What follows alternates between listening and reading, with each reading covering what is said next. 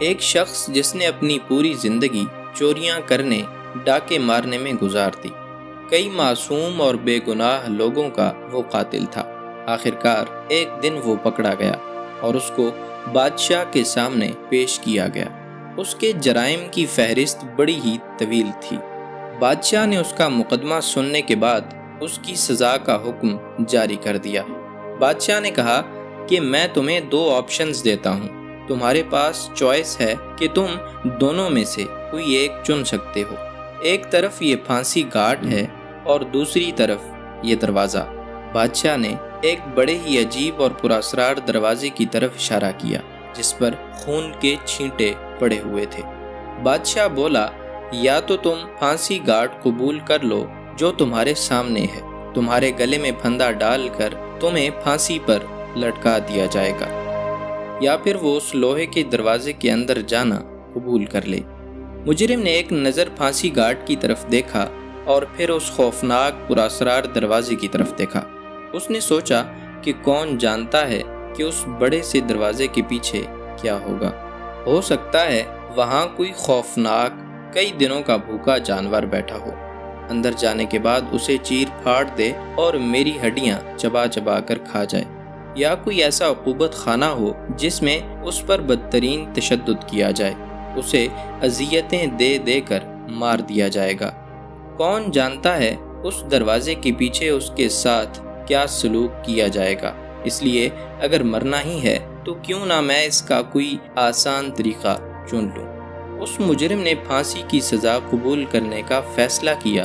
اسے پھانسی گھاٹ پر لے جایا گیا۔ جیسے ہی پھانسی کا پھندا اس کے گلے میں ڈالا جانے لگا تو اس نے بادشاہ سے اپنی آخری خواہش کا اظہار کر دیا۔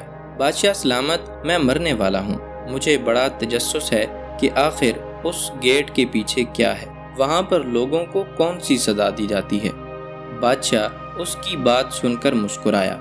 جب بھی کوئی موت کی سزا کا مجرم آتا ہے تو ہر ایک کو یہی چوائس دیتا ہوں، اور ابھی تک ہر کسی نے تمہاری طرح پھانسی گھاٹ کو ہی چنا ہے، کسی نے بھی کبھی اس دروازے کے اندر جانا قبول نہیں کیا۔ یہ بات سن کر اس مجرم کا تجسس اور بڑھ گیا۔ بادشاہ سلامت، میری آخری خواہش سمجھ کر مجھے بتا دیں کہ اس گیٹ کی دوسری طرف کیا ہے، میں تو ابھی مر جاؤں گا، میں کسی اور کو تو بتا بھی نہیں سکوں گا۔ بادشاہ تھوڑی دیر کے لیے خاموش ہو گیا، پھر اس آدمی کی طرف دیکھ کر بولا، اس گیٹ کے دوسری طرف آزادی ہے، یہ آزادی کا دروازہ ہے، جو بھی اس گیٹ سے نکلتا ہے اس کا جرم معاف کر دیا جاتا ہے۔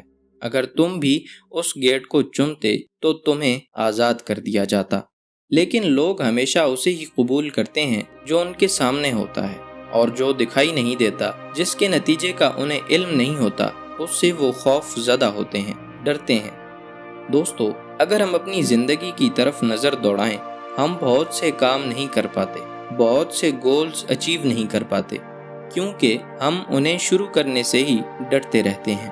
پتہ نہیں کیا ہوگا، نہ کر سکا تو کیا ہوگا، کہیں ناکام نہ ہو جاؤں۔ ناکامی کا خوف ہمیں زندگی میں آگے نہیں بڑھنے دیتا۔ اسی ڈر کی وجہ سے ہم زندگی میں کچھ بھی نیا نہیں کر پاتے۔ ہم ہمیشہ دیکھے بھالے راستوں پر ہی چلتے رہتے ہیں، ساری زندگی ایک ہی نوکری کرتے رہتے ہیں۔ نوکری بدلی تو پتہ نہیں کیا ہوگا، بزنس کروں نہ کروں، نہ چل سکا، نقصان ہو گیا تو کیا ہوگا۔